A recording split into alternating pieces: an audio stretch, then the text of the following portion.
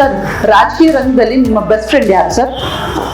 Best friend ಅಂತಲ್ಲ, ನಮಗೆ ಮಾರ್ಗದರ್ಶನ ನಮ್ಮ ಗುರುಗಳು ಅಂದ್ರೆ ಮಲ್ಲಿಕಾರ್ಜುನ್ ಖರ್ಗೆ. ಓಕೆ.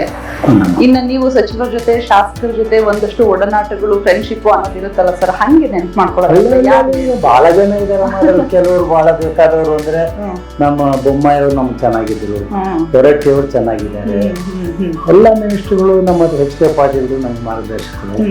ಅಂದ್ರೆ ಎಲ್ರು ಒಂಥರ ಒಳ್ಳೆ ದೇಶಪಾಂಡೆ ಅವರು ಇದ್ರು. ಪಕ್ಷ ಬೇರೆ ಫ್ರೆಂಡ್ಶಿಪ್ ಬೇರೆ ಅಂತೀರಾ ಸರ್? ಅಲ್ಲ, ಪಕ್ಷ ಅನ್ನೋದು ಫ್ರೆಂಡ್ಶಿಪ್ ಏನೋ.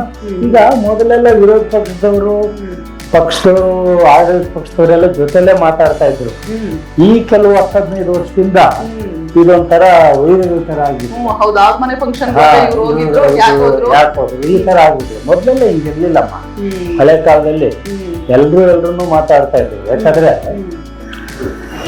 ವಾಜಪೇಯಿ ಚೆನ್ನಾಗಿಲ್ಲ ಅಂತ ಗೊತ್ತಾದ್ರೆ ರಾಜೀವ್ ಗಾಂಧಿ ಅವ್ರಿಗೆ ಅಮೆರಿಕ ಕಳಿಸ್ತಾರೆ ಪ್ಯಾನಲ್ ನಲ್ಲಿ ಟ್ರೀಟ್ಮೆಂಟ್ ಮಾಡ್ಸೋದಕ್ಕೆ. ಲಕ್ಷಾಂತರ ಖರ್ಚಾಗುತ್ತೆ ಆ ಕಾಲದಲ್ಲಿ, 30-40 ವರ್ಷದಿಂದ.